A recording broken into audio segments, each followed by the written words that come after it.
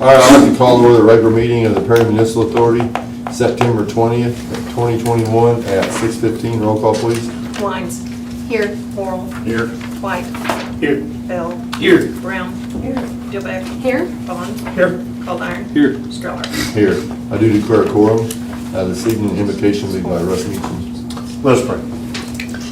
Father, we come before you, the Almighty, the powerful, the creator and sustainer of life, because we know that your wisdom is what we ask this council to receive this evening. We know that you will grant that upon our request. And dear Lord, as we gather together tonight, we ask that the decisions that are made here will be those that better the community of Perry, better the citizens, and also will shine your light to the world.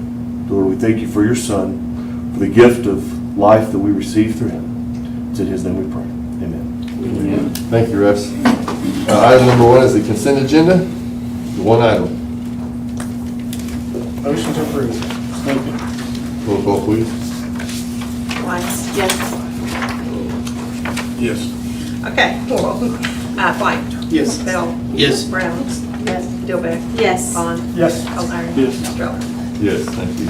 Item 4, comments from those assembled pertaining to the items on the PMA agenda. Hearing none, we'll move to item 5, proclamations, accommodations, reports required by the governing body. Number 6, any new business needs to come before the authority this evening. If not, motion on adjournment, item 7. So moved. Second. Roll call, please. Wines. Yes. Morrell. Yes. White. Yes. Bell. Yes. Brown. Yes. Dillbeck. Yes. Bond. Yes. Coldiron. Yes. Stroller. Yes, thank you. I'd like to call over the regular meeting of the City Council of City of Perry, September 20th, 2021 at 6:17. Roll call, please. Wines. Here. Morrell. Here. White. Here. Bell. Here. Brown. Here. Dillbeck. Here. Bond. Here. Coldiron. Here. Stroller. Here. I do declare a full quorum this evening. Item number 1 is the consent agenda. Several items there for your approval.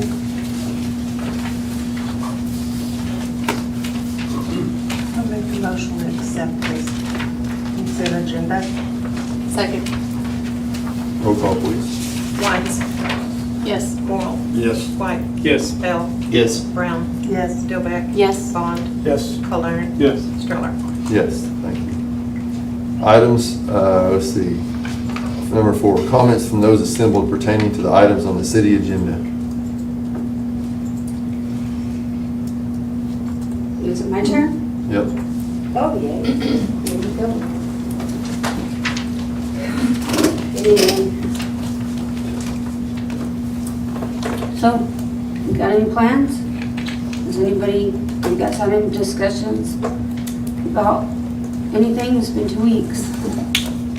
Long 2 weeks for me. I asked MKEC to give us an estimate cost on all 3 options that they presented. There's only 2 options. There were 3 total options, just 2 that we liked. I believe he said there was only 2 that would work. I asked for all 3 options. Okay. So they'll start working on that. Once we have something, we'll be able to report back to council. Okay, what are we gonna do? What's the plan? What are we gonna do? What are you gonna do to prevent my home from flooding? Because I, We talked about, remember a pen or pencil? Thank you. in a previous council meeting, probably last month or so, we had talked about sandbags. I asked our attorney how many you needed, and he said in response in an email, she said she didn't need them until April of next year when the rainy season starts. If you would like to change that, talk to your attorney. But that's the last guidance that we had as far as what we were gonna do.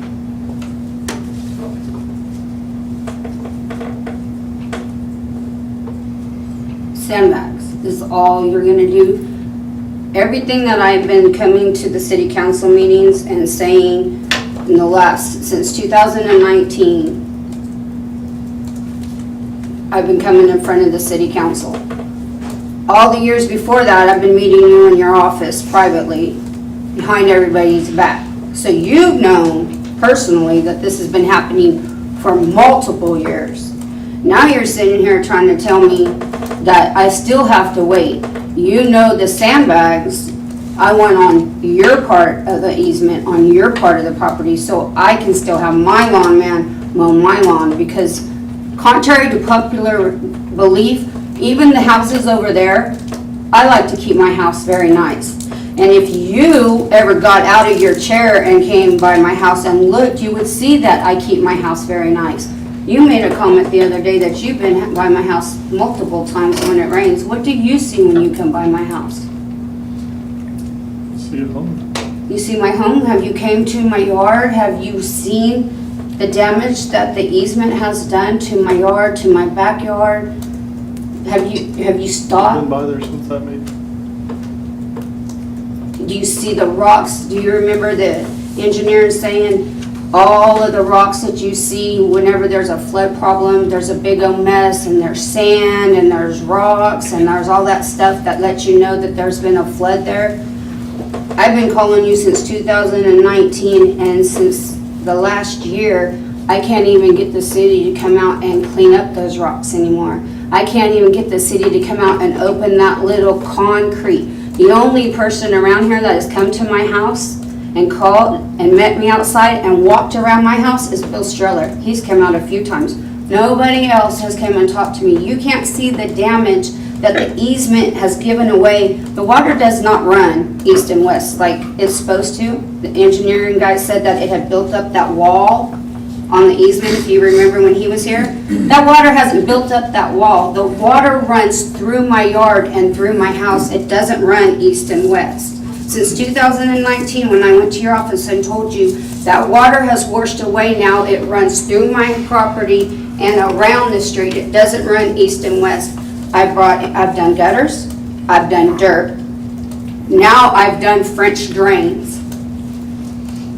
You have done nothing, not one thing. Not one thing. Eventually that little dirt mound that I put there is gonna wash away. You sent Hazafrat, Mr. Hazafrat's, right? Was that the city man? Out there to bring me dirt. He said, what do you want me to do with it? I said, put it right here, and then you left. And now you're telling me that you can bring me sandbags. I need those sandbags laid. I need them stayed there. I need the plastic, because the amount of water, if anybody would ever come and talk to me and say, can we see videos or pictures? It's not gonna stop it. I need more dirt. The trucks that had to come and at the ice storm and cut all the branches, ran over the dirt mound that I put in. I don't have the money to build more dirt. I don't know why I have to build up your easement. I don't know why that's my job. My job is to protect my property. I don't want to keep coming back every 2 weeks here. I don't want to do it. You are allowing it. Actually, you can't come back every 2 weeks unless this item is on the agenda. This particular agenda item is comments from those assembled pertaining to items on the city agenda. Now, the reason we have it structured like that is to comply with the Open Meeting Act, because if we talk about items which aren't on the agenda and other people may want to have talked about those issues at the same time, we may be violating the act, and you're only supposed to talk about what's actually on the agenda. So we can either put this on the agenda each time, or, and I've been very liberal about allowing it. I mean, last time it was on the agenda, but times before that it wasn't. And I am concerned about violations. There's both criminal and civil liability. I will tell you this, you know, what the engineer said is that your home is built in a trough. It is lower than the street. It was always lower than the street. That's what he said. They're not my words. So you actually bought a house that's in a bowl, okay? And because it's in a bowl, water comes there. Now, that's what he said. Those aren't my words. Legally, you know, we aren't allowed to spend money public money for a private purpose.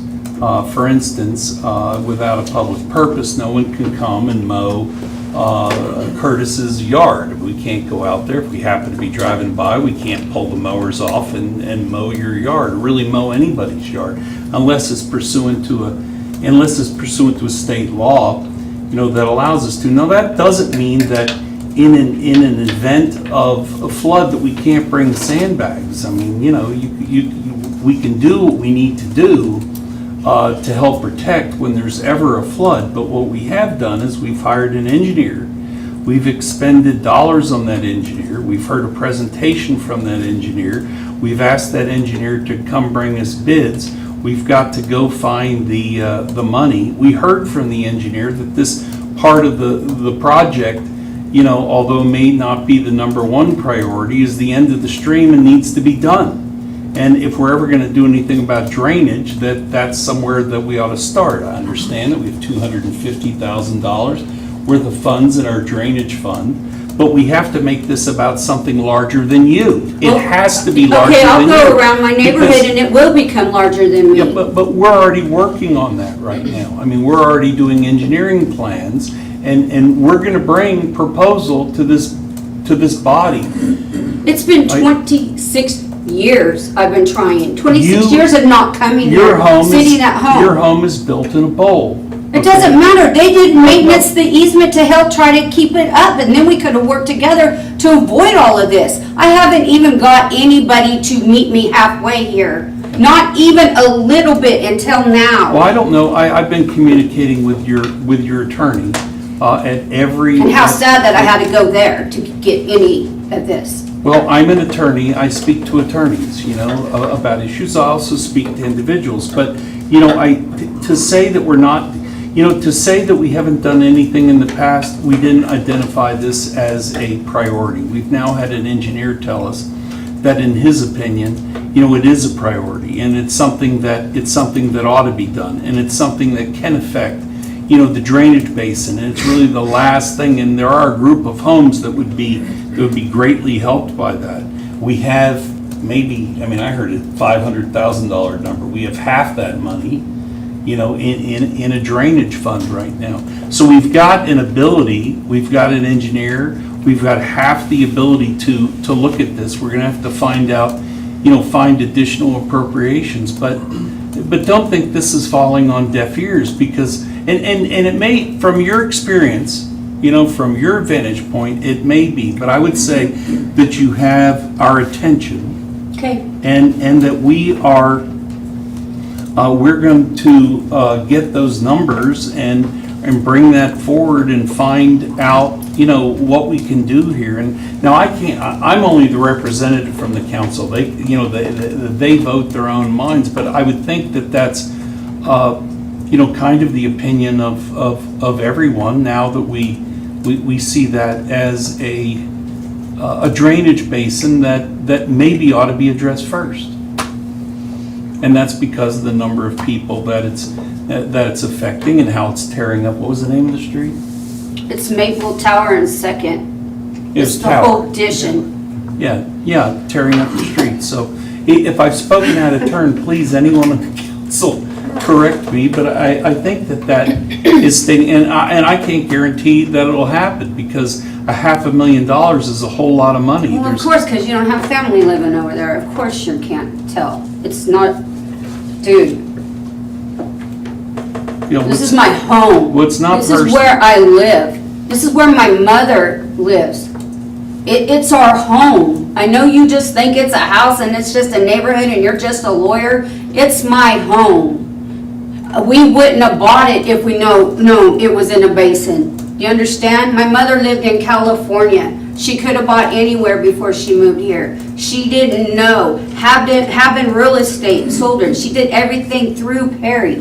Perry should have told her. Oh, no, it's not our responsibility. Of course it's not anybody's responsibility now. She's already bought the home. Well, you can speak to your attorney. It is not the city's responsibility for identifying to homeowners whether they're making a good transaction when buying a home. The city should let them know that it floods in that area. Somebody should have let her know. We're supposed to, when we sell our home, according to the bank, our homeowner's insurance, We have to let them know our Absolutely. home has flooded. Absolutely. Nobody let my mother know when she bought the home, is what I'm saying, and it had flooded before that. According to Mr. Karcher and other people that have lived in that neighborhood, like Joe Murray, Kathy, and Roger Dunn, that lived behind us, that neighborhood had flooded before. Unfortunately, my mother and I did not know that, or she wouldn't have bought there, is the point. So when you say we bought a home in a hole, obviously, we didn't know that. The only difference between us and them is we have a good conscience and we can't sell it to somebody else, because I wouldn't want anybody to go through what I went through.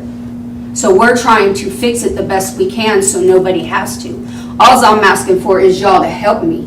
I've never asked you guys to do anything for me or do anything on my property. Let's get that straight right now. All I ask is for you guys to clean up your road with your machines, because I can't.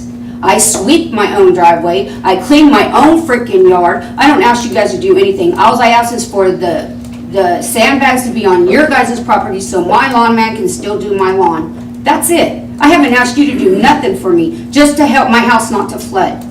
I've done everything else myself on my property. So I don't think that's fair either. I shouldn't have to call and make work order after work order after work order when he knows dang good and well every time it storms over there that all that stuff is in front of my house and there's a puddle like this with rocks and dirt. It's that way every year. I see Critter ride by there every morning at 7:15. He looks out the door, he looks at it, and he goes on. It happens. I'm telling you, I got pictures, camera, I got it all. If you want to ever see it, I can back my words with proof, pictures, videos. I can prove everything I'm saying here. One thing I don't do is lie and steal.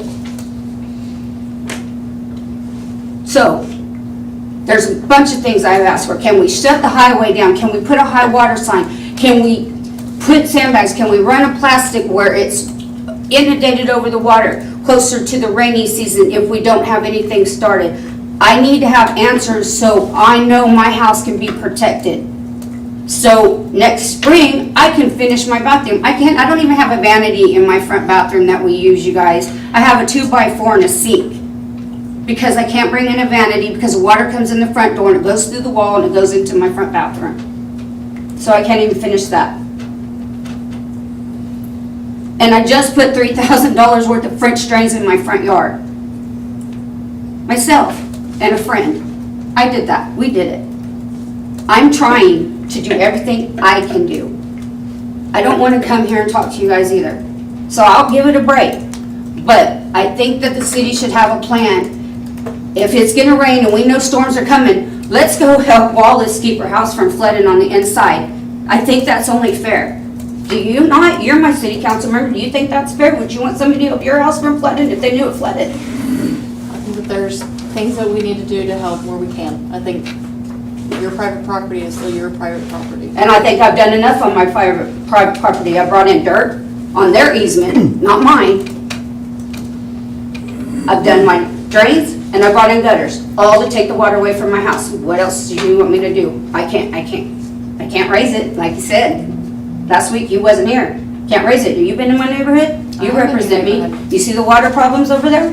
I've been through your neighborhood after it's rained. And again, we have hired somebody to come out and do the engineering work and to help. And if nothing We gets are done, listening to you. you know insanity, right? This is it. If we don't do anything different, my house is gonna flood again. This is continuous. Nothing has changed. Nothing has been done, so guess what? Debbie's house keeps flooding.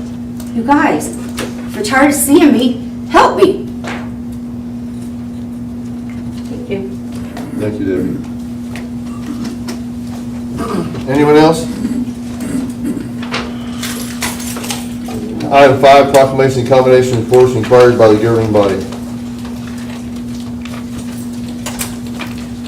Well, I would like to publicly say that I appreciate all the work that was put in by all the different departments for the 16th celebration.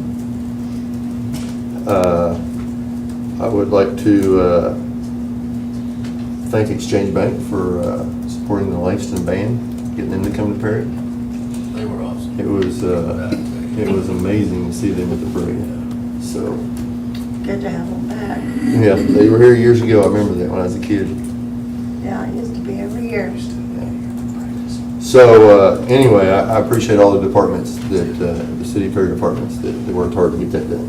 So, They look forward to it Thank every you. year. And it was a lot of work. And they get hot and sweaty, and sometimes the weather isn't the best, but they look forward to celebrations, look forward to helping the community without that. Item 6, city manager report and monthly project update. Saw this morning, I wanted to share it with you. We were highlighted by the Oklahoma Airport Operators Association. Has a little flyer that went into their newsletter for this month. Very excited about what's happening out at the Perry Municipal Airport. Also gave you a copy of the new guide, hot off the press from the Chamber Community Guide, it's a city guide, a lot of work went into that. First class. And I don't want to mention a particular town because I don't want them to get upset with us, but there's another town that's south of here on 35 that's pretty good size that didn't put a guide out that's as large as this.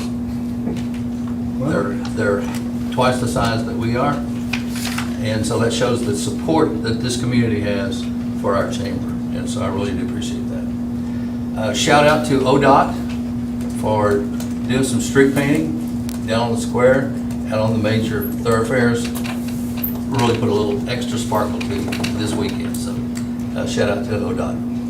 Any questions? Okay, thank you. Item 7, chief financial officer's report.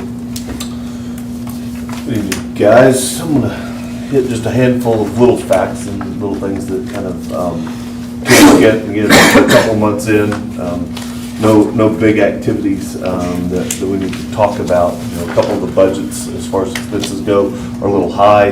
Those are related to seasonality, capital projects that we paid for, you know, early on in the year that really were budgeted whenever you look at those percentages over 12 months.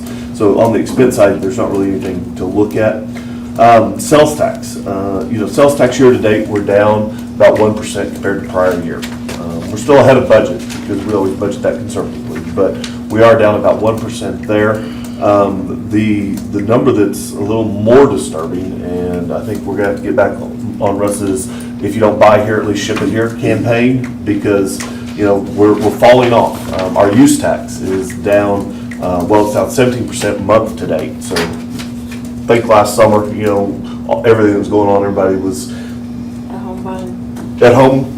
Yeah, exactly. Shopping on Amazon, doing whatever online. We're down about 17%, guys. That's that leakage that we've always talked about. That once we start losing that, we don't get it in sales tax or we don't get it in use tax, and we're seeing that decline in online purchasing, which is driving our use tax number. So far, I say 17%. What's real dollars? It's about $12,000 is what we're down compared to last year. So that is, it's a number that I don't want to continue. You run that out for the next, 3 more quarters, and we're $50,000 short, at the end of the year compared to what we would want. Again, we're on budget because we budgeted that conservatively, but long term, is that really what we want? So I really want to push if you don't buy it here, ship it here. And you guys stay on top of that because it does help us overall and keeps things running. A couple other things, hotel motel tax. Again, the hotel motel tax that you're seeing here on August numbers was July activity at the ballparks, everything else, we're up to $17,000. So looking good as far as that goes. On the PMA side, whenever you're looking at it, electric revenues and water revenues, electric revenues in particular, are above what we expected. And honestly, compared to other communities, we were really expecting to only be at about 22% of revenue budget at this point. We're at 24% of revenue budget. So that is a good number for us. Seasonality, hot, whatever it is, people ran more air conditioners, and whenever you look at it, whether it be commercial or residential, we're seeing it in the residential side. The usage was up, so that's always a positive. That's what we want to hear as far as that goes. So we are up for the first two of our hottest months. We'll get one more. Our September numbers, based on when bills are read, will still be another good revenue number, what we built into this month. And then we'll start planing off and get back down into our normal annual numbers.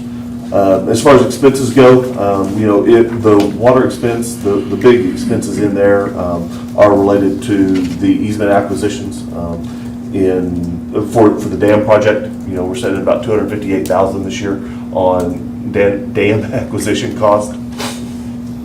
I didn't add the "in" in that dam. I wanted you to know that that was the dam without the "in." I understand. Okay, all right. You're good, you're safe. But when you're not around, he does say. I do call it the "in" project sometimes, and we know exactly what project we're all referring to. But no, we are setting about $258,000 on that. And you'll be for that. Pardon? You'll be. And I'll be. There you go. So, other than that, pretty much expenses are in line. Some capital outlay, some couple of pieces that we knew were coming up that we paid for. So there's nothing that we have to worry about. Our fire department is well within their budget, which is nice to have, and ambulance. However, our police is pushing the limits on their numbers. Since the department said it's decided to come in tonight, I thought I'd share that. But no, both of them are doing their jobs respectively, so we are in good shape. Any questions? Any questions? That's it? Oh, you want to talk on? I was just surprised. I would love to talk more. I was told we were trying to get out of here a reasonable hour tonight. Item 8. Oh. Here's your sign. Item 8, Thanks, consider Ron. approval of amendment to take other action on ordinance number 2021-16 of the City Council of the City of Perry, amending Chapter 10 of the Perry Municipal Code 2020, Section 10-703, entitled Discharging Firearms, sections by the addition of a new subsection C, approving that state licensed hunters with permission from the property owner may, in certain circumstances, discharge shotguns within the city limits while hunting Canadian geese, providing for police officer exemption, providing for repealer savings, codification, severability, and declaring an emergency. All right, well, in my opinion, this ordinance got a whole lot worse. But this evening, we have a guest with us. Game Ranger Paul is here. So would you like to speak to, step to the podium if you would? Yeah, that way you guys can have an idea of what the issue is, and we can kind of discuss some Okay. options if you want. Would you mind stating your name and your rank and serial number? My name is Social Brian. Security number. No, so if you haven't met me, I'm Stephen Paul. I live here in Perry. I am the new warden. I say new, I've been here for a couple of years, but I'm the upgraded version of Doug Gottschalk, so I'll tell you what. But either way, so do you want me to just kind of fill everybody in on Just what the kind of issue is? feel what's going on. Okay, so ever since that I've been in this county, there's been an issue with nuisance geese on a wheat pasture field, which is located by Ditch Witch Plant 3, which is Highway 77 and 15th, right there by the Catholic Cemetery. I don't know if everybody's aware of that. So during the late winter months, there's always an issue with resident geese. Basically, you can see anywhere from 500 to 1,500 geese on this field. And at this point, the only options that we have to deal with this problem is to either run them off with a vehicle. There's other options such as setting sacks on T-posts to harass the geese off. And the other option, which I've been doing for the last 2 years, is I use shot shells. Basically what that is like a mortar that you would use during the 4th of July, except for I shoot it out of my shotgun. The issue is I'm only one person, and I can't do that every day. I just make it a point when I come to town, if they're there, I shoot at them with that shot shell. Basically, it goes out their ways, goes bang, and the geese fly off. Part of that issue is those birds seem to hang out on Ditch Witch's property all day, and then they will come and feed on this wheat pasture. So the issue is farmers having an issue with geese destroying the wheat, then not able to graze his cattle on his lawn. So what I was hoping to introduce was the option of being able to hunt those geese. There are other cities that have ordinances like that where there are certain stipulations to make it safer and, I guess, less intrusive on the residents. And those are all options that we have if you're interested in the hunting option. The good deal is hunting is a lot more productive than the harassment side of it. The harassment side is very time-consuming and usually is not as successful. So if you talk to any of the guide services around here that hunt geese professionally, usually what they do is they have a property leased that has a large body of water on it. Those birds roost there. And then those guide services will hunt the food sources around that. The reason is that they can hunt the same birds over and over and they're not pressuring them away. If they hunted that water hole, they would then pressure those birds off of that and they would find somewhere else to go. So the intent would be if they could hunt these nuisance geese on this field, that one, they would be killing some of them, and two, enough pressure would force those birds to go somewhere else. You know, we've got ag fields all around this county that they could go to, but they hang out here in town where they're safe, and that's the problem. Other issues that, or other ways that you could control it is the Department of Ag has trapping programs, but the only way that they can do that would be during the time period late July into August, and that's when the birds molt and they're flightless.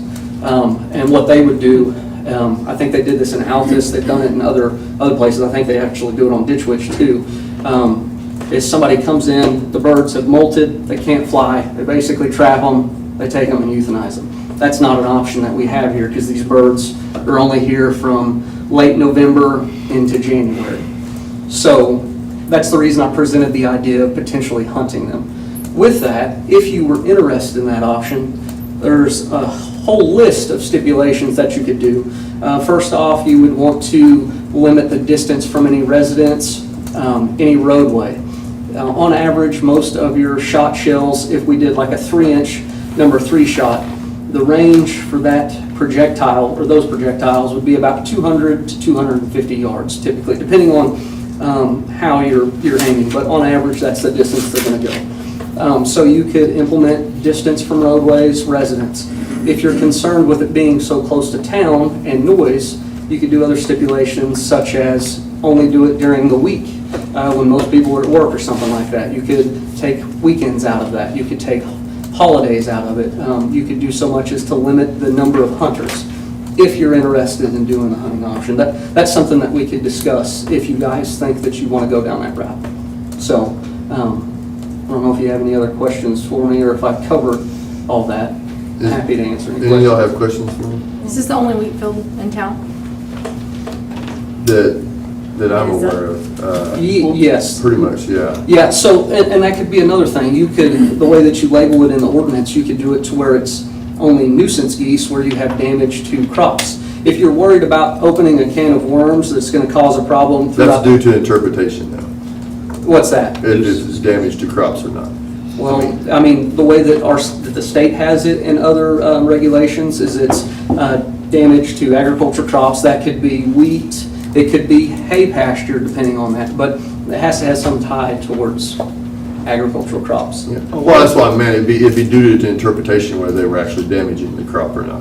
Well, that's correct. And the way that we would do that is, so say you called me and say you got damage to your wheat crop. What that entails is I then come out to your property and I'm going to look at it and see, because as you know, wheat, when those geese graze it down, Oh, you I can see an know. obvious bare We've got that spot. problem too, you know. That's exactly right.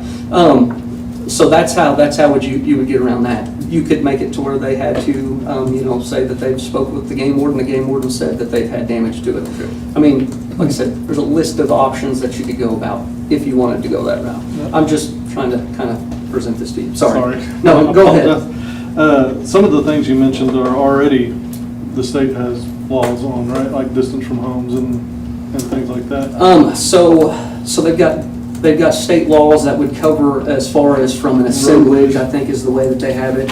There's nothing that says I have to be so many yards off of a roadway, as long as you are not on the roadway, which I believe for us is 66 feet wide, so 33 each way from the center of the roadway.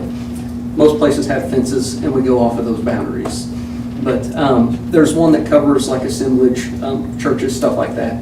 But there's nothing that actually specifically says I have to be so much away from your house.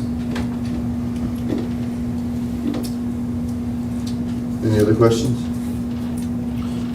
So if I'm looking at the ordinance correctly, the proposal for the ordinance, where, is that, am I reading that correctly? Is this that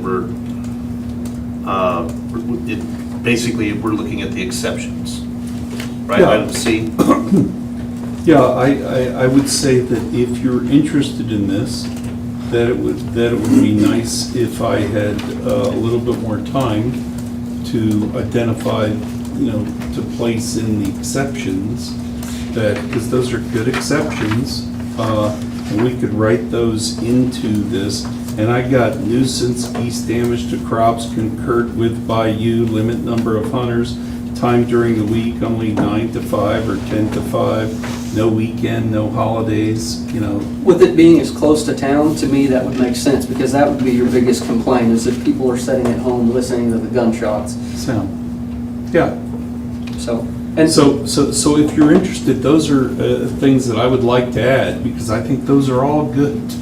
Those are real good points, and not one that was, that I'd received in the original presentation I hadn't looked at, but this is good stuff. and I apologize, I didn't have as much at the beginning. I wasn't quite sure as far as the steps that you would go about it. If you get to the point that you want to write it to the, I guess, the fullest level that you guys are going to vote on, yes, I'll meet with you and we can discuss all that stuff. Well, we could certainly write it to an extensive level and then have another meeting and talk about what we ought to cross off. If this makes sense to everyone, to at least attempt to forge an ordinance which both protects the residents and at the same time protects from this damage. Last meeting, the ordinance pretty much said under your supervision, and, well, that's over there. And most of us, I mean, I'm not speaking for any of the council right now. Yeah. I felt like then we were in favor of you chasing off the geese, That's not just basically- having some random property owner out there running around shooting a shotgun, Well, and so we haven't given him that option at this point either. That's why I've been doing it all, because the way that it is he can't. Yeah. So, Well, the ordinance said under your supervision, I go, is that so like he's gonna give him permission, or he's gonna stand there and watch him do it? or what? If you're gonna stand there and watch him, you might as well do it, That's But I knew that right. you travel the whole county, and, I mean, you don't have time to be there constantly, that's correct. And, How close is the nearest residence to the, So that is it's a I mean, I quarter, know it's you. Is there somebody else is there somebody on the backside where that other house? well, it'd be is? north of there would be The Smith's. Smiths and, And then Fraser, Fraser, yeah. the Fraser people, and then there's the Catholic cemetery, if you got something going on out there, shooting over that way, or something. and I don't know if you get to the point that you are interested in it, if you can do it set up as far as it's some permit program that you always have the way to shut it off if they aren't following the rules that you have set. I mean, the sky's the limit really on it, if you guys are interested in dealing with it. The biggest deal is I'm just trying to help the farmer by presenting I themselves. can see that. So have you heard the shot shells that I've shot off then? We have sometimes. Yeah. A lot of times we're not there. Okay. So, Yeah, there's lots of people that I've had come out of their houses when I do it. I've had a couple people try to chase me down in my vehicle, and then they realize who it is and they go on. So I understand. Turn you into the game ranger. And Do we have a similar issue with Ditch Witch or Charles Machine Works? their problem is typically during the summer, is my understanding. That's when I've had phone calls, because those birds will nest there. And they've had people get attacked by the geese. And they just basically, they will sit there and loaf in that Bermuda pasture all day long until it's time to feed. And then they will go over there to that wheat field. And then there's another pond on the other side of the road on private property that they'll hang out on as well. If you do this by hunting, is there a season for geese? There is. So it'd only be during that time? that's correct. Okay. Yeah, so there's a resident goose season, which closed today. It started, I think, like on the 11th, went to the 20th, resident goose season. And then it'll be November before the regular goose season will start, and it'll be kind of mid to late January when that will close. I use the word Canadian geese. Is that the correct term? No, my ornithology professor said they're not residents of Canada whenever I used to say that, so. So is it just geese? Well, it's Canada geese. Canada geese. Yep, Canada geese. correct. It's plural.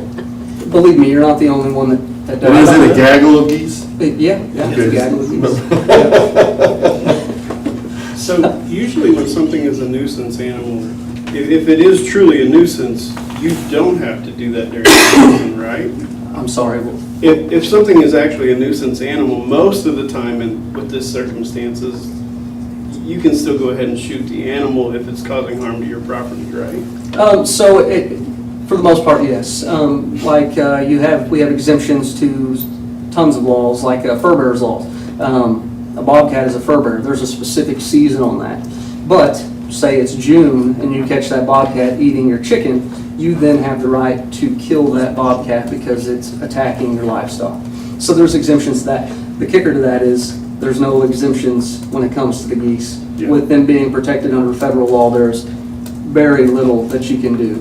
There's, like I said, like the Department of Ag, there's other licensed trapping folks that can get permits through U.S. Fish and Wildlife Service to do stuff like that. But for the most part, you can either harass them or you can hunt them during the regular season. The farmer that you're talking about in particular, do you know, is he interested in trying to get other people to come out and hunt them, or is he wanting to get rid of them himself? No, I think he's got other folks that he would probably have do it. The biggest deal was, I know at some point there was discussion, you've got all these guide services around here, and that's the reason I brought up the idea of let's reduce the number of people to deter him Sure. from wanting From doing to. Yeah, because those guide services will have 10 to 11 people, and that's a low number. I've seen groups of 14, and when you're unloading 3 shells per individual, that's pretty loud. So if you So reduce guide the, service does have a supervisor, does have somebody that's looking over the hunters? as far as the guide services? Yeah. Yeah, that's correct. A lot of times they'll have folks they'll have 3 or 4 people out there, some of them running calls. Sometimes some- 14. Huh? That would be one of the issues I would see is just, you have that many people showing up on a field. Yeah. And that's the reason I mentioned. We can turn them the right way, right? Yeah, so I kind of got an idea on the size of the field for you too. So as far as using Onyx, where you can drop pinpoints on a GPS map, that field is roughly 550 yards tall for north and south, and it's roughly 850 yards wide. So to give you an idea, they still have a fairly large window, but it's not very large to be within those parameters that we're talking about as far as distance from the road and stuff. Now, you mentioned a particular shell That's correct. that shoots off how far? Because we do have a propane tank on the north side of the property, is that correct, Matt?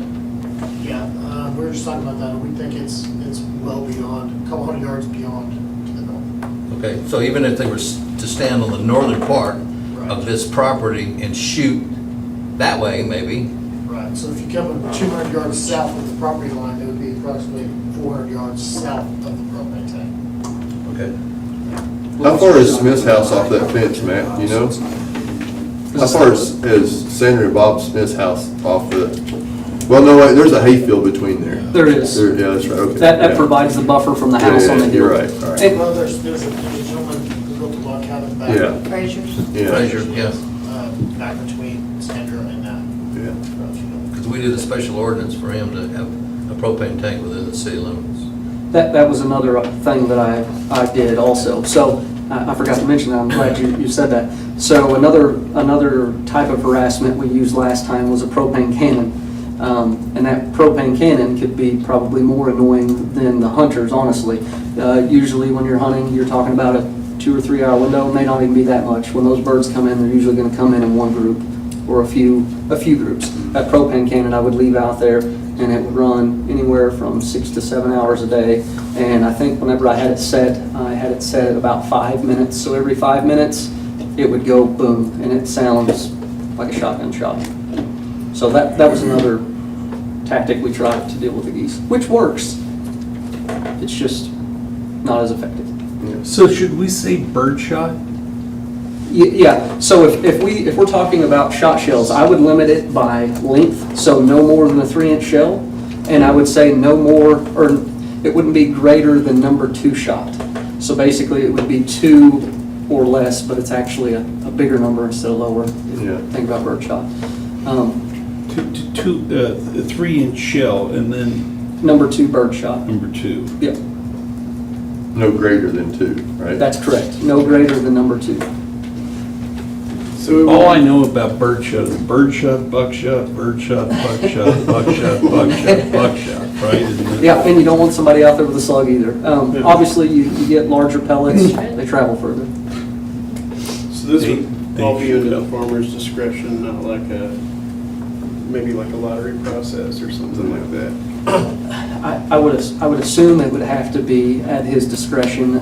Usually when they do the lottery stuff, I assume that's usually like when the city owns the property. I think that would be the only difference about it. But if you got to that point that you did the permit process, it could still be one of those deals where, they had to come present who they were, their licensing and everything, and then that way you kind of have an idea of who you're dealing with. So it's not a free-for-all. Right.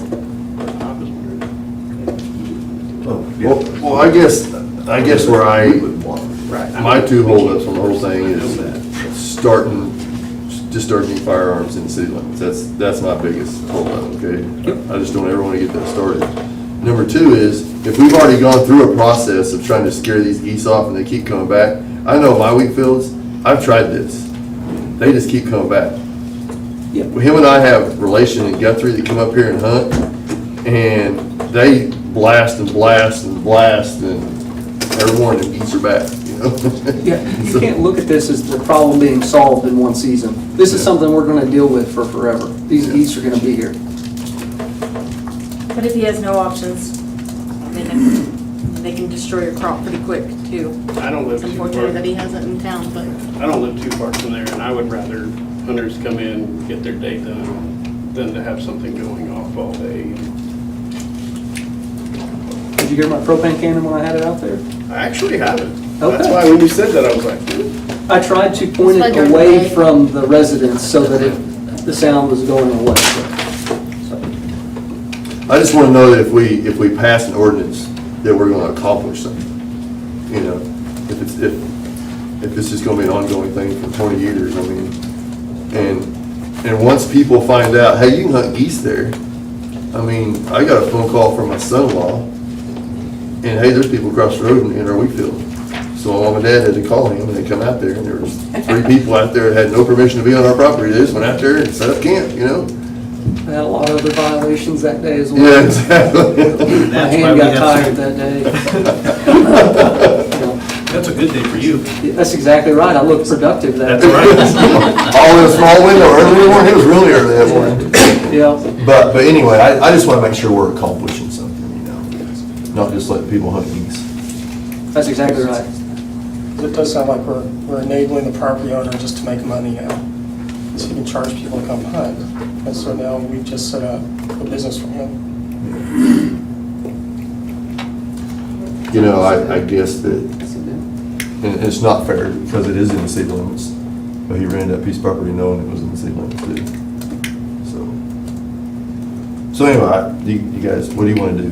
Do you want to have Bryce try to draw up something else we can look at? Thank you, Stephen. Yeah.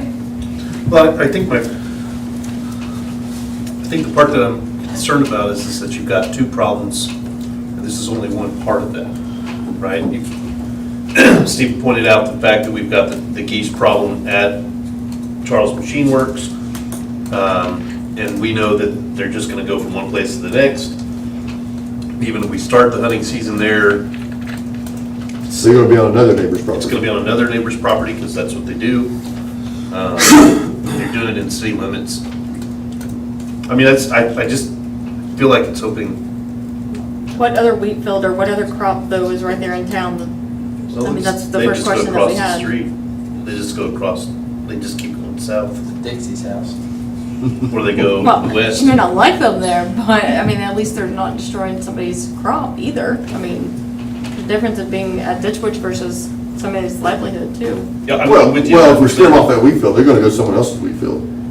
who hopefully is in the country and it's allowed because he has people out there hunting his or hers. We have to, I think we have to attack it both in the, what I mean is, I think we gotta attack it with a two-pronged system. Like, I think if we're trying to be helpful for the resident, I think we gotta set it up in such a way that it sets up two-pronged versus one. Does that make sense? Yep.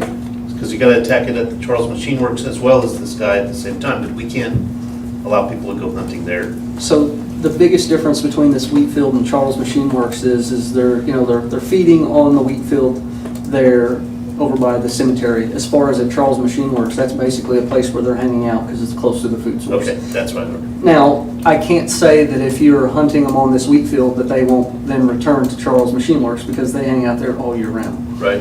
The only difference would be is the hunting on that wheat field is kind of a way to force them to use another food source. But just like Bill said, this will be an ongoing deal. Yeah. It's not like you hunt them one time and they're gone. So,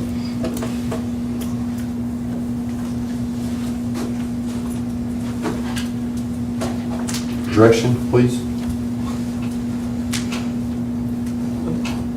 It's right on the tip of your tongue, Derek, I can see it. Well, I mean, it does, it's not just this one field. This ordinance isn't limited to one field. I mean, that's the other part that I want to keep in mind as we do. And it wouldn't be fair to limit it to one field either if we pass something, right? But anything that we're not thinking about in other fields, I mean, we have a good idea what that field looks like now, but we don't understand other locations. That would be my concern. Yeah, that's what, once we allow it, Right. then we're opening a whole big new can of worms. I certainly think all those parameters need to be added into it. The time, and the times, and all of that. I I think the think there question should be an is, age limit of that. I wouldn't want a kid out there shooting. I think the question is first, do you like allowing hunting in city limits? If not, then let's move that way and don't ask Bryce to fashion something that you're going to end up turning down anyway.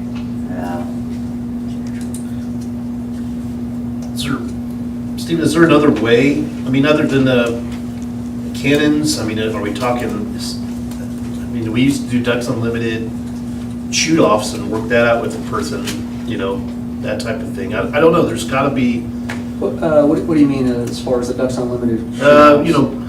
back in the day, the Ducks Unlimited would have a day where they would go and we'd go hunting. We teach hunter safety stuff and we teach the kids how to do the geese and all that stuff. And it became a part of the Ducks Unlimited program is we were teaching kids how to goose hunt.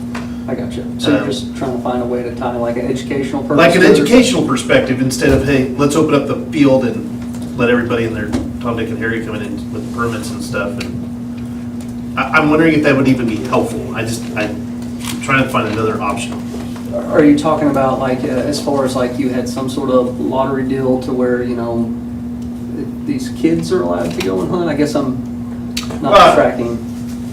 So the property owner asked you specifically if he could shoot them on his property, is what he's asking. Yes, that was the issue at first, yep. Can I shoot these? We're in city limits, you can't discharge a firearm, answer is no. That's correct. That was the original problem. So basically, I said, I don't think there's any other option other than harassment. And I told him that I would present it to the city because I know there's other cities that have opened it up. In comparison, these cities are, much larger, different from Perry. So I just told him that I would present it to the city to see if there was an option to do it. And that's where we're at. The other thing I just thought about when you were just talking is that he's not the property owner. That's correct. He's the leasee. And I have a lease on a piece of property that I cannot allow people to come hunting on that piece of property. So he may or may not have the option. And so the deal is I'm going off of his word, I haven't seen it in writing, that he has permission if the city would give him permission. Yeah. But you are correct. As far as me seeing it in writing, I haven't seen it.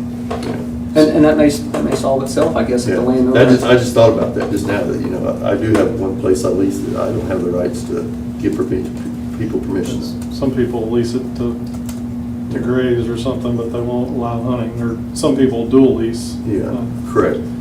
So that would be Some of something those. that would have to be looked into, I think. Yeah, I would definitely, I guess, want to see it in writing, but I'm going off of his word that he has permission. See, that's a different conversation, right? We're talking about one person versus 10. We're giving him permission to do that on his property or the property that he's leasing so that we can help him take care of the nuisance keys. That's what I mean, that's one of the questions I guess I have is he even interested in doing it if it's allowed just for him, not really opening up, or is he really trying to? The discussion I had with him was, I'm gonna go out there and shoot at these geese and run them off. Now, this is a year ago. I said, it's in the city limits, so you're not. Yeah, I am. That's okay. You don't get a warning now, okay? We're gonna buy, if we catch you, I'm gonna tell the chief to get your ticket. It's like, can you just allow him to do the same thing? It's rubber, you only get to use the rubber bullets and. Like you said, 1,500 geese are on there, and you can only, if you got one guy, they can Yeah. only shoot 8 a day. That's the No. limit, so. 8 per individual. Well, I don't think really just knowing this guy, he doesn't care about Killing them. killing them and eating them and He just he wants. just it wants gone. them gone. Yeah. Yep. And honestly, I don't think he's in it for the money either. I don't think. No, he's I don't looking think at so. it I as just think far he as an wants them option. gone. Yep, that's good. So it'd be better to know how many fields we were talking about total instead of just. Or could you identify the fields? You could make a determination as to whether a field would be benefited by killing off something that's tearing it up. I mean, where, if any field, any tract of land identified by the State game warden. state game warden as benefiting from, the removal of, I guess Canadian geese, any species, of animal, and then you flow with it. So it could be limited to there. You wouldn't have to tie it to agriculture. If Ditch Witch wanted to do it and you identified that tract of land, then all you do is put in, you could put in, not that they Lunch would, break, everybody runs. but you can put in size Sure, that's what it would requirements, take over. on tracts of land at least 40 acres. I mean, I don't know how big. That would be a great thing. But 40 acres, at least this size identified by you, that would bring down the, pool. So, good point. We need some kind of direction from the council. Sorry to bring you such a tough one. No, discussion is great.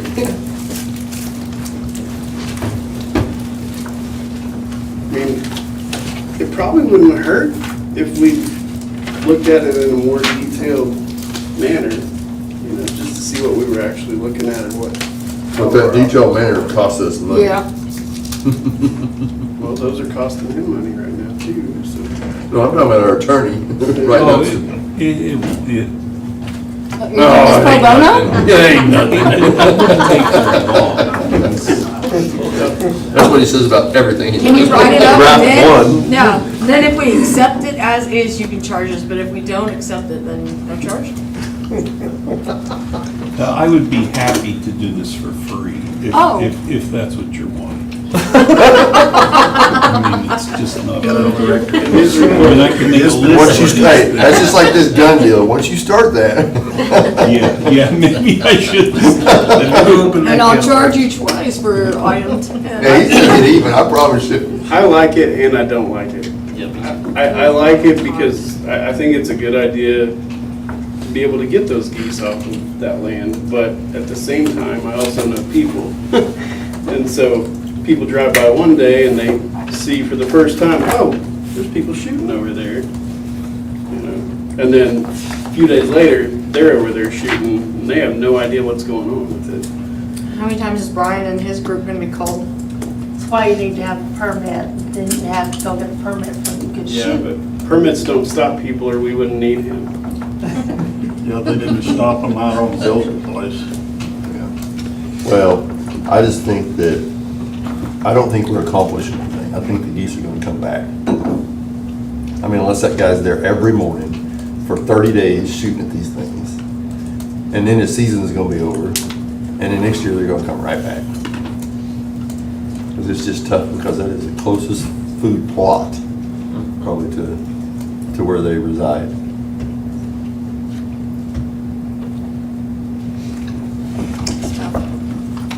So what do you want to do? I'm not comfortable with passing an ordinance yet until we have a little bit more data. You know what I'm saying? Like, I want to be able to have language as to what a nuisance plot of land looks like, right? And I know the state game works got some stuff like that. Good shot. So I Didn't scare nobody off, Hey, you did act like it it? didn't happen. No one heard that. I didn't say anything. I thought they were gonna look at the judge. Maybe they thought it was his chair, not mine. I'm not scared. I would feel more comfortable if we had a little bit more language as to how that would work. You just have to talk to I'm not real comfortable passing an ordinance about cleaning the city limits. I do feel a little more comfortable about finding some way of allowing the ability to help in a nuisance plot of land once we have that defined. I agree. So I don't have any motion because I can't make any motion on that. I mean, if we're gonna entertain it, his approval goes a long way towards, a nuisance area. I think I'm afraid if we pass this, it causes a problem for both of them, like for our police and for Stephen. And I want to assist them. I don't want to make this more complicated. And I want to help the landowner with the nuisance, because it's a thing. And Bill's right, it'll just keep coming. And I don't, it's too complicated on that end. Then I got skunks that come up on my property and do damage. Yeah, because then There's your then it's going to spread the There's ordinance. your house? Yeah. Yep. And it changes the ordinance, right? Do you have other people complaining about the same issue? About geese? Yeah. So this is the only field that I'm really aware of. As far as ag fields in city limits, I believe he's the only one that has anything. He's got the one that we're talking about by the cemetery, and then out by where OHP's Troop K headquarters was. He also has the field on the south side, which I still believe is within city limits. As far as congregations of geese, those fields, Ditch Witch, and then the pond north of Sooners Corner are the only places I think that I'm aware of. Probably Country Club as well, but that's outside of city limits if I'm correct. That's what's kind of ironic. The golf course, They can do whatever they it's in want. the county, but it's surrounded by homes.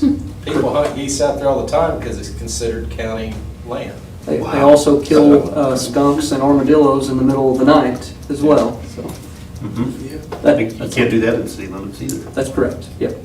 But because But it's that's not county. in the boundaries. Well, I was just saying, like, if we did this ordinance, I think it opens kind of an opportunity for us to say, well, a nuisance animal is ...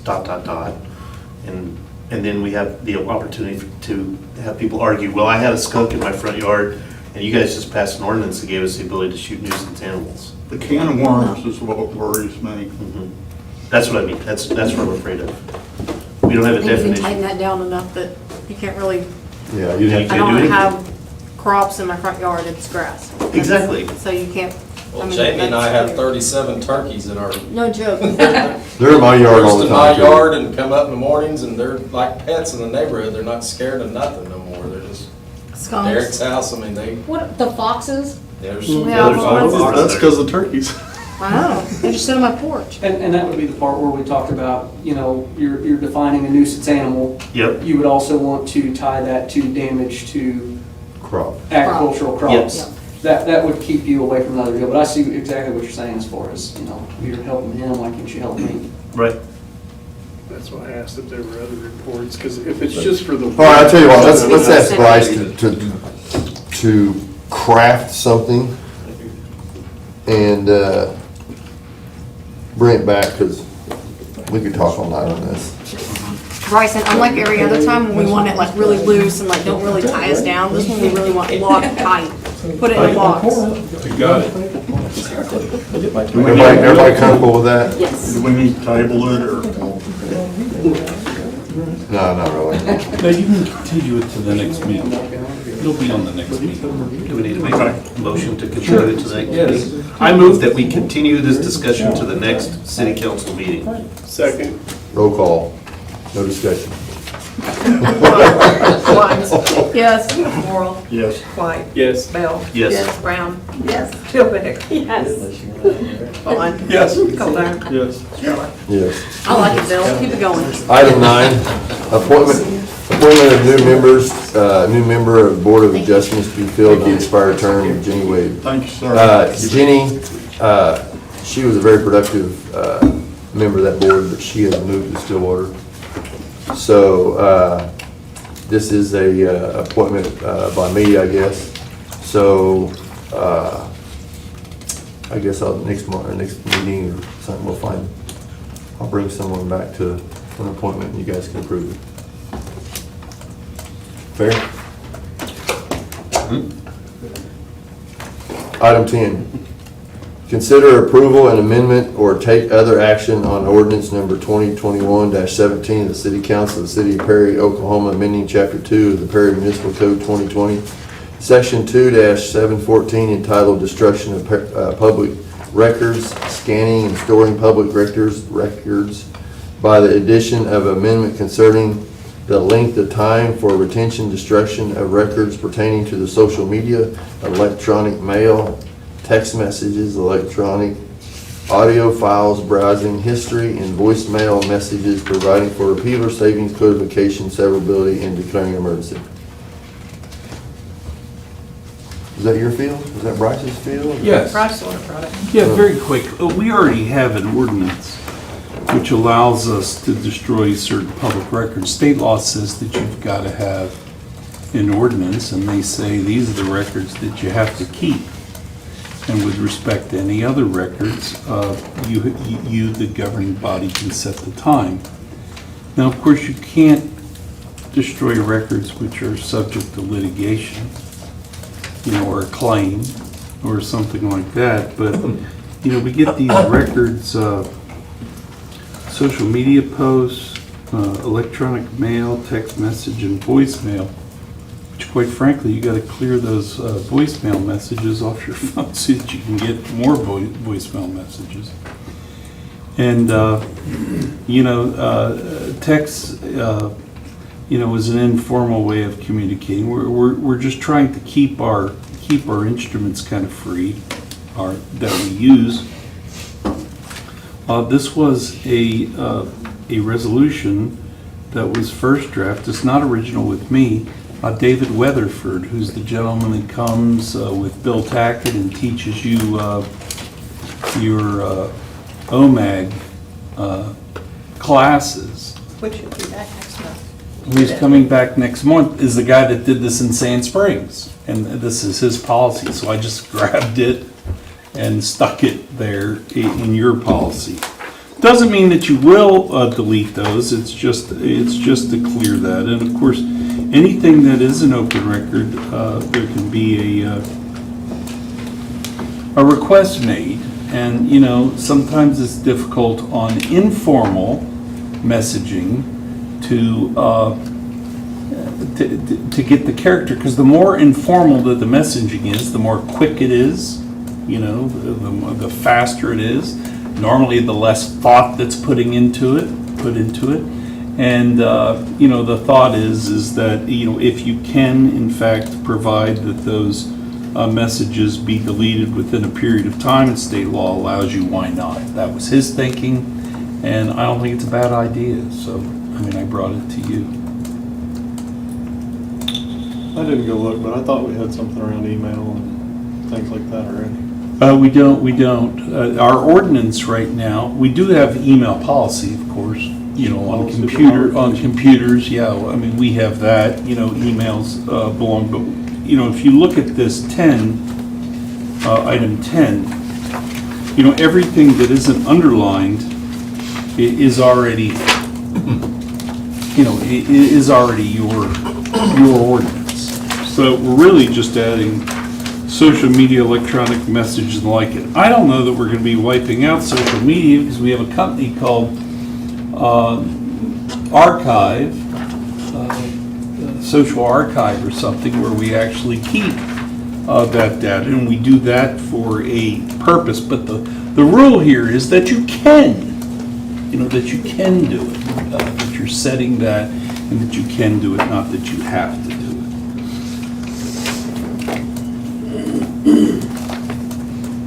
His idea just brought to you. Does this apply, I mean, I know it applies to administration in the city of Boys, but does it apply to city councilor? Sure. Oh, yeah, it can absolutely apply. It can apply to, text to you, voicemails from you, and, Okay. and if it is in fact a public record, and you're going, well, that got a, that was a little, that was a little weird, and, if you don't have the right to get rid of it, well, voicemails, you almost have to do it. So, I mean, that, of course, is a smart one. But even text messages, they can be absolutely misconstrued because it's just a quick form of getting a message. We're all guilty of that. Yeah, I mean, so it'd just be helpful. I don't know that I'm gonna go to my phone and clear it out. I'm the lawyer. I mean, I may need to prove something up, but it's just to clear out records. And the whole point is, heck, we have records, or have had records down at City Hall in boxes in the attic. That's why we did this, and we've done a fairly good job. I don't know that we've cleared them all out, have we? No, there's still like 3,000 boxes up there. Yeah, I mean, we need to do a better We need to job. get rid of the first 2,000.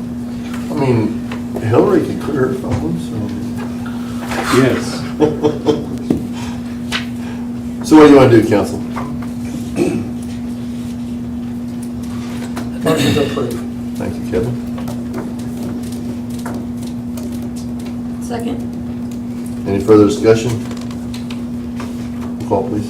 Lines. Yes. Morrell. Yes. White. Yes. Bell. Yes. Brown. Yes. Dilbeck. Yes. Bond. Yes. Colbert. Yes. Stroller. Yes, thank you. Motion on emergency, please. So moved. Second. Roll call. Lines. Yes. Morrell. Yes. White. Yes. Bell. Yes. Brown. Yes. Dilbeck. Yes. Bond. Yes. Coldiron. Yes. Stroller. Yes, thank you.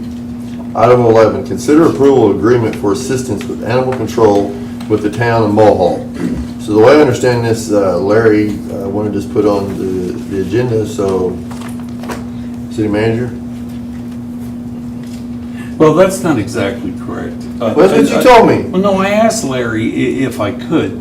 I represent the town of Mulhall. I go there to 1 or 2 meetings, every couple of years. And they have animal control. Of course, a number of their people work at Ditch Witch, like the current mayor and the current mayor's father and the mayor for a long time down there, and the trustees, and just a lot of people in the town work at Ditch Witch. I just point that out because where there could be some connection between Enid and Charles Machine Works, of course. I mean, from some of these surrounding towns, there's probably a lot more penetration. They have an animal control problem.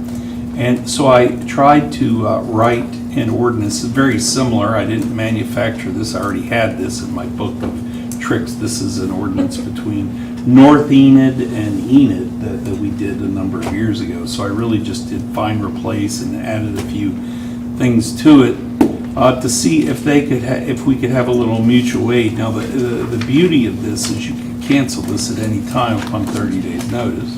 Okay.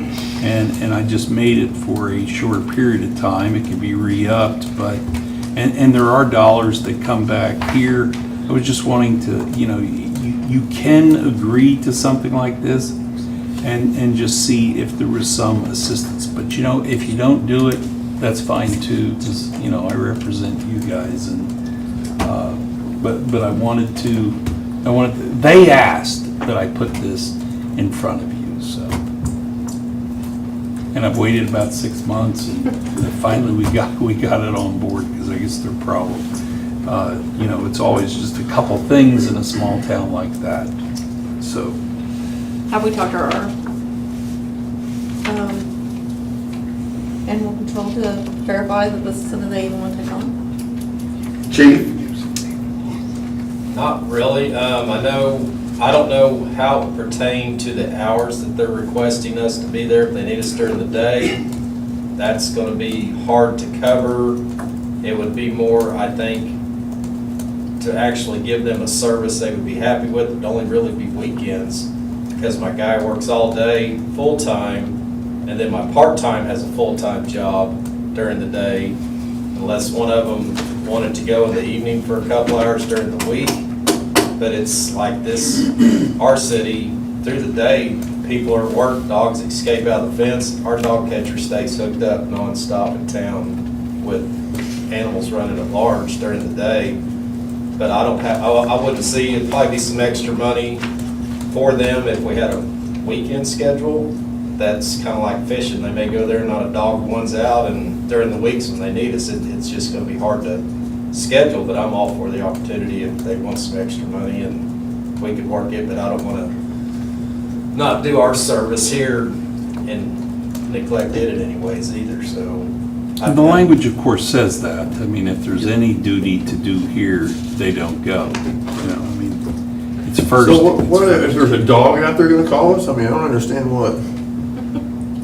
Well, I mean, they have dog bites, you know, they have reports that. It's kind of a rural community, ain't That it? they'd like to have, yeah. Well, they don't have a police officer. Take the law into their own you know. hands down there. Yeah, they do. They don't have a police officer and I mean, I wrote the agreement that it's Perry first and Perry second and Perry third, but if there's some time to go down there, we've limited calls to 6 a month. It's $300 for services at the end of the month. I mean, we get paid for euthanasia fees. I mean, Yeah, it's- and I've covered all the fees. If appearance anywhere, then it's, you know, whatever that cost is. It just, you know, one of the things that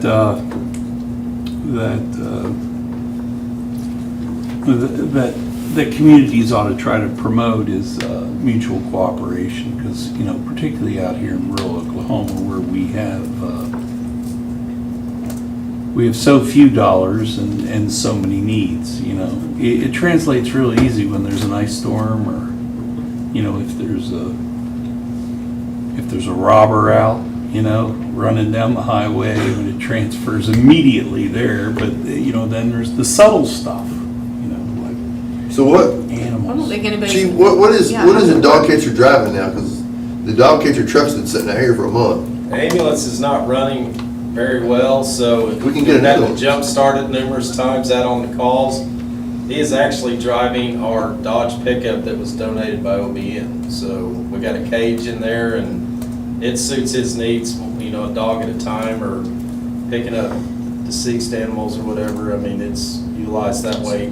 It's dependable. It runs through the city and it's way better on gas as far as the diesel, and that's just been not starting. And We probably shouldn't refer to that as an ambulance. yeah, I don't want to spend a whole lot of money on that right now. He's getting around and he likes the pickup better. It's easier to maneuver through town, and we may be possibly just asking to surplus that soon, but it is set up nice for their job, that they have hooks inside, all their equipment's in that ambulance. It's really nice, but when you're talking, I think that's probably why Russell let me have it, to keep that thing running, the maintenance care. It's kind of getting wear out, just driving the truck for now. We'll worry about the ambulance later, so that's why. We do have mutual aid agreements in other places. It's within the community. And I think it's important that we do help. Yeah. We may need their help. I don't want to, I mean, I'm all for it, and I think they'd be for it to go in the evenings and make some extra money, but I just don't want it to where, like, 9 o'clock in the morning, we've got a dog chasing a kid, and they're like, well, then they got to drive over there, and the dog's gone, and then we come back, and just the trips.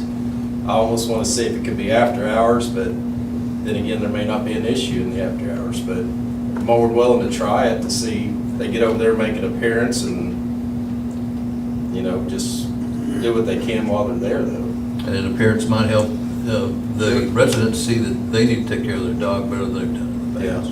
And I don't know how we would go about is there a city ordinance over there with loose animals, Bryce? Yes, Okay. yeah. Well, would it be, well, I don't know if there are officers at courts over there, would they be able to cite people over there? Because that's our tickets in our county we have, I mean, Yeah, that's of course Logan County. No, you'd have to almost call a sheriff over there to write a ticket, and have the officer, animal control officer sign yeah. it, which may tie them up in. Yeah, maybe an hour or two before a sheriff can get there. I don't see that. But I'm all as- for picking up dogs. I don't see as that being the motivation. The motivation is dog bites and animals at large, if in fact they're continual problems. You know, I've seen a lot of small communities that I travel through that there's dogs around everywhere, you know. It's more like that they don't really police that themselves. I mean, we're the only police department in our county, and when I work sheriff's office, it's amazing. Go to Billings, Red Rock, it's free for all visitors. Yeah. So, So ordinance, maybe, I mean, I know they don't have a mechanism down there. They don't have a police department. I don't want to be I don't want us to be their police department, you know, for that subject. but I mean, like Bryce said, it can be shut off at any day. I don't mind 30 days. Let's see what happens. Maybe they'd appreciate our help for 30 days, and that's all evaluated after that, and see where we're at. So. I mean, you can't do it without it. You need to have an agreement. No, I agree. If you want to do mutual assistance. So. If they had an issue with an animal, and it did have to be put down because it was, you know, It'd be put down here and they'd pay for it. I can tell you now, I it's didn't know if we could legally do that. $50 to have an animal since- put down. so- As per the agreement, you can. Yeah. What'd you say, Brian? I'm sorry. It's $50 if we've got a really good track record right now. The last 2 years, we've only put 3 dogs down. It used to be our ordinance, I mean, we're violating really our ordinance. 72-hour hold, nobody claims it, we're supposed to take them and get them euthanized. We've had a dog out there over 4 months. We're trying to find homes for dogs, and we're not into the euthanization type right now. So makes us look good that we're not just, I mean, because back in the day, Doc Day was our vet. He'd come out there on site, and then we just got away from that. We reach out to adoption agencies, our Fur on Fur assist a bunch with us. But if we have a dog, if we take it to the vet, it's 50. If they come out there, it's 100. So that gives you perspective. If people over there, if they have to have a dog put down, I mean, if we take it to the vet, it's $50.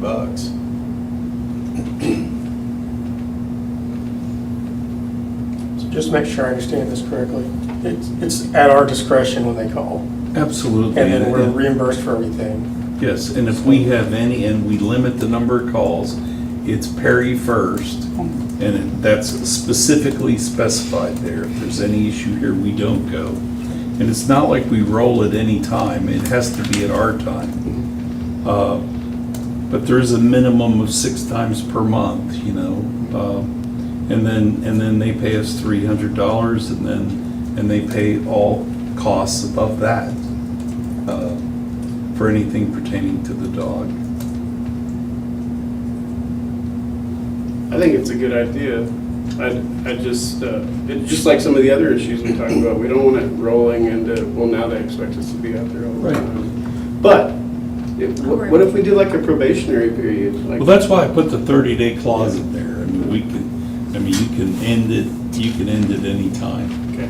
I just worry the other way too, like Brian's saying, they call and, well, we can't come. Okay, well, this is the 3rd time that we've called and nobody will come and help us, type of thing. So I hate to also promise a service that we may not be able to deliver upon, and it's looked badly upon us when. To provide accurate care, weekends would be great. My guy can come here and do his 3 or 4 hours and get everything tidied up, and go over there and work 2 or 3, 4 hours. I mean, weekends is really where I feel comfortable.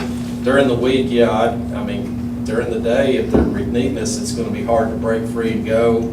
Evening times, when both are off, they wanna go over there for an hour or 2 in the evenings, we could at least be present, but yeah, I agree with her. If they call 10 o'clock, hey, we got a dog chasing a kid, well, we're. That's what I don't wanna what get if you got a upset. dog running around town biting people, and I'm sorry, I mean. Yeah, not having anybody there to tend to it, and 90% of our dog calls we get poor Wyatt, he'll say dog running at large. They get over there, by the time you get there, that dog's 4 or 5 blocks away, you can't find them, and they just go check the area, can't find them, because dogs don't just stay there waiting, they're running, so. You wanna try it for 30 days? So moved. Yeah. Let's do it. That's good. You got a second? Second. Further discussion? Roll call, please. Wines, Yes. Morrell, Yes. White, Yes. Bell, Yes. Brown. Yes. Hillback, Yes. Vaughn, Yes. Collier, Yes. Stroller. Yes, thank you. Item 12, consider acceptance and approval of a grant agreement from the Malzahn Family Affiliated Fund in the amount of $180,000 for the purchase of an ambulance and a steel drum roller and trailer. Mr. City Manager? This is their typical agreement, and the way that this works, you approve the agreement, we sign it, it goes for them, we get a check, and then we do our thing. It's a very simple agreement, and the process is good, I like it, really streamlined it a lot, so. Motion to approve. Second. Any further discussion? Roll call, please. Wines, Yes. Morrell, Yes. White, Yes. Bell, Yes. Brown. Yes. Hillback, Yes. Vaughn, Yes. Collier, Stroller. Yes, thank you. Item 13, authorize the purchase of a 2021 wheeled coach Type 2 Ford Transit mid-roof ambulance from Chief Fire and Safety Company Incorporated in the amount of $136,756. Waive competitive bidding. Larry? Chief, you got anything to say? No, I don't, no, sir, unless there's any questions. All right. One of the things that we've been looking forward to is a Sprinter type ambulance.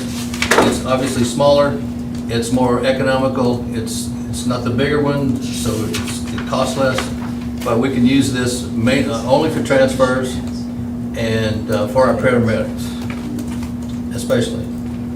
How many of those have we had, paramedic transfers have we had? So we've only I'll had force you to come up 4. here. Yeah, that's what I said, if there's any questions on here. We've had 4 interfacility transfers that require the paramedic. And so her response time's been between 20 and 45 minutes, so she's been here into that hour time frame each time. One thing that we're learning, or one thing that we've been told from our local facility is that the numbers for those interfacility transfers has dropped drastically just due to COVID. And so there aren't very many hospitals accepting patients during this pandemic time. We've seen patients where a fixed wing airplane lands at our airport and our crews go our firefighters go pick up the aircraft crew, go to the hospital, pick up the patient, they put them in an airplane. One went to Albuquerque, one went to Chicago or something, one went to like San Antonio. I mean, it's like the distances people that are diagnosed with COVID, they're going further. And so not places that they would contact for like a ground ambulance service to transport those patients to. So anyway, there's not a lot of facilities accepting patients right now also. So I think a lot of the, the smaller rural level 4 hospitals are just having to keep more people, for a longer duration. I think it's just statewide and nationwide. We had a discussion about delivery time. Yeah, so each one of the 3 vendors that we got a bid from, and I don't know if you guys have all 3 bids. I don't know how that works. If you guys, okay, well, there was one of them that was kind of an outlier, and I mean, that individual, whenever I called, there was, and I understand what he was trying to do. There's 4 types of ambulances. One's like a 1-ton truck chassis with a box on the back. They call that a Type 1, and there's this Type 2, which is just a van, right? And then there's a Type 3 that's a van cab and chassis, and then they put a kind of a larger box on the back. This ambulance does include, if you guys remember the previous grant award that we received from the Malzahn Foundation, included those power cots and the loading system. This ambulance actually has that included in that price, just because that's how they build those at the factory. And so that's actually a piece of equipment in this bid. The ambulances, like the Type 1 that we have two ambulances right now, one's a Type 1, one's a Type 3. The operational cost of this Sprinter, the Type 1 gets about 3 miles per gallon, this Sprinter's gonna get about 14 to 18, just kind of in that range. So the operational cost is a lot less. This will be a gas engine instead of a diesel, so they're gonna be a little cheaper to work on whenever we do have maintenance done. But that Type 1 ambulance, there was a department nearly exactly our size that just purchased one of those, paid about $280,000 for that ambulance. So, I mean, that's the kind of money we're looking at to buy an ambulance in 2021. We're approaching, that ambulance cost more than our fire engine that was last purchased here in 1993.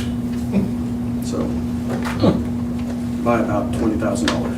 Anyway, that's just where we've come in EMS. So, yeah. So these other, they're just quotes, they're not bids. Well, I requested bids from Chief Fire and Safety, which is the wheeled coach, from Pinnacle Emergency Vehicles, which is, they call it a Demirs, that's just the brand of the ambulance. It was about $8,000 and change difference in each one of those. Correct. And then, like I said, the other one was, it was kind of a mixed in with a proposal of what they call a remount, which means taking the box off of the chassis and putting it on the other, so. Council, any questions for Chief?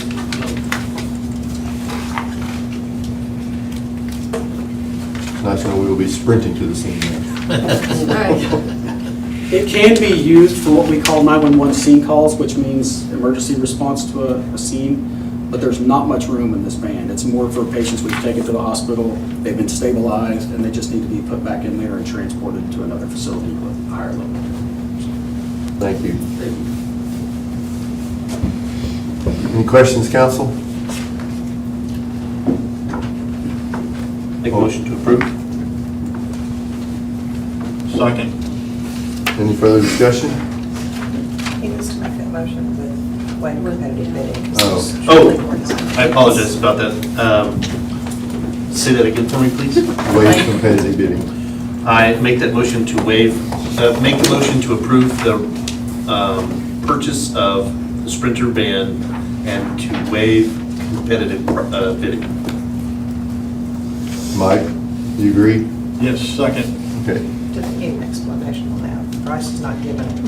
Yeah, if you need one, there's no state law that requires that this be bid. You do have your own local ordinance, okay? Anything over 50,000 that's a vehicle or, that is an attached to real property. Your ordinance says that you shall bid, but it also provides that you can waive competitive bidding in the public's interest. And we have bids here. I suppose you need the ambulance. This is a good price. Did you confirm that, right? Yes, sir. Yeah. That this is a good price Yes, sir. for this ambulance, and so, I mean, you have the authority to. You make the rule, you can waive the rule under your own policy. So that's what it is. Any further discussion? Roll call, please. Lines. Yes. Morrow. Yes. White. Yes. Bell. Yes. Brown. Yes. Dillbeck. Yes. Miller. Yes. Calderon. Yes. Stroller. Yep, thank you. Item 14, authorize the purchase of an 18-foot Texas Bragg tilt trailer from Terry's Trailer for $10,110. Larry? Another part of the Malzahn Foundation request agreement is a roller, a vibrating steel drum roller, 39 inches wide is the drum, and we need something to carry it on. This trailer is a tilt trailer, so it's easier for this particular piece of equipment to get on and get off. It's something that we do not have in stock in our inventory, and we don't have that in any department that we have. So this is an important piece for this roller, which I think is the biggest thing that we need. Does this go high enough to double as like a dump trailer, like an actual dump trailer? No. It's just a tilt? Yeah, it's just, Okay. it just lays back. It lays Instead of having right. ramps, you don't have to go up the ramp, so I'll say. Okay. And this particular one, we're putting extra springs so that when it does come down, it doesn't flop down. Motion to approve. Second. Any further discussion? Roll call, please. Wines, Yes. Morrell, Yes. White, Yes. Bell, Yes. Brown, Yes. Dilbeck. Yes. Vaughn, Yes. Collier. Yes. Stroller. Yes, thank you.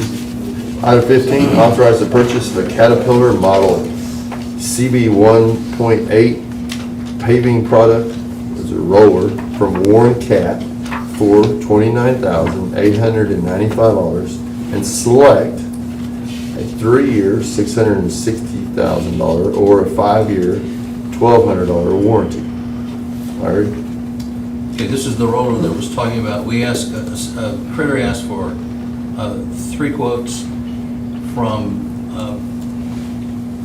other entities that we've bought from in the past. And with the exception of the Warren, the other 2 are hams. One, that's the same size roller that we talked about in the Cat, is 39 inches. That delivery is not anticipated until next year sometime. There's another ham here, which is a smaller one. It's a 32 inch wide roller, and that's not wide enough for us. Cat has this in stock. So that's one of the things that we would like to have, instead of waiting till next year sometime. What is the suggestion on the warranty? Pardon? What is the suggestion on the warranty? 3 years. Was that kind of like a bumper warranty? I'm sure there's a lot of wear items on this, I assume. Yeah. So those would We have to go 5. It's whatever. Well, I don't I have assume much- the wear, that's. Yeah, that's what I along the lines of don't your know what question, covers, you know? assume the wear doesn't get covered, right? Right. I did get a warranty book today, but I haven't been able to read exactly what that is. But without it, it's 1 year. Well, $660 doesn't seem like a whole lot of money for a 3-year warranty. They almost charge more than that on the DVD player. I don't even know if there is such thing anymore. Council, what would you like to do? That's a DVD player? Yeah. I'm pretty low take in my house, Jamie, okay? DVR, I mean, that's what I meant, DVR, I'm sorry. Okay. Make a motion that we approve Second. With what warranty? 3 years? with the 3-year warranty. That was the original Yeah. statement, right? Second. Second. Any further discussion? Roll call, please. Wines, Yes. Morrell, Yes. White, Yes. Bell, Yes. Brown, Yes. Dilbeck. Yes. Vaughn, Yes. Collier. Yes. Stroller. Yes, thank you. Definitely, we're excited about this. Item 16, consider convening an executive session to, 1, discuss the appraisal and purchase of certain real property related to the Upper Black Bear Watershed Project pursuant to Title 25, Section 307B3 of the Oklahoma statute as amended. And number 2, discuss a proposal pertaining to an economic development of the city of Perry to entice the location of a business to the city to create additional jobs and payroll, and to create a proposal to retain existing business to the city, as public disclosure of the proposal will interfere with the development and implementation of this proposal. Medical mental health business pursuant to 25 OS 307C11 of Oklahoma statute as amended. And number 3, discuss a proposal for pertaining to economic development in the city of Perry to entice the location of a business to Perry Commercial Park to create additional jobs, payroll, as public disclosure of the proposal will interfere with the development and implementation of the proposal pursuant to 25 OS 307C11 of Oklahoma statute as amended. Motion to convene in executive session. Second. Roll call, please. Wines, Yes. Morrell, Yes. White, Yes. Bell, Yes. Brown, Yes. Dilbeck. Yes. Vaughn, Yes. Collier. Yes. Stroller. Yes.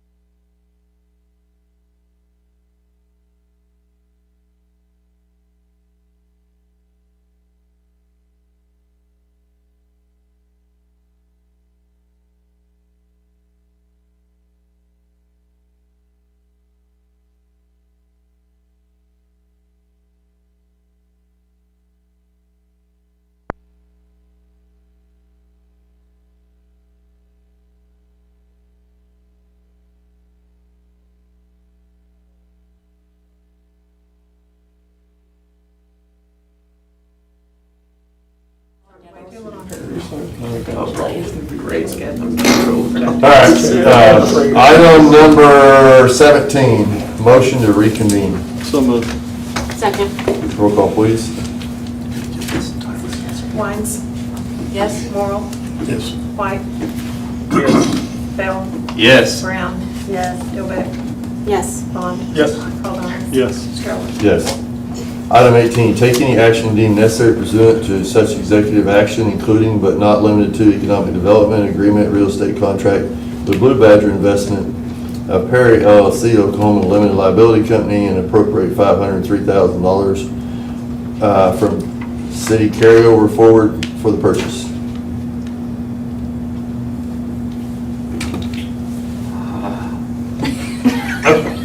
I would like to make the motion that we approve the economic development agreement and real estate contract with Blue Badger Investments of Perry LLC and the Oklahoma Limited Liability Company and appropriate $503,000 from city carry forward for the purchase. With Wally's approval. With Wally's approval. Pending Wally's approval. Subject to Wadley's Subject. Pending, subject to Watley's approval. Yeah. Second? Roll call. Wines, Yes. Morrow, Yes. White, Yes. Bell, Yes. Brown, Yes. Dilbeck, Yes. Vaughn, Yes. Caldwell, Yes. Stroller. Yes. Item 19, any new business needs to come before the council this evening? Item 20, motion on adjournment. So moved. Second. Roll call, please. Wines, Yes. Morrow, Yes. White, Yes. Bell, Yes. Brown, Dilbeck, Yes. Vaughn, Yes. Caldwell, Yes. Stroller. Yes, that's it.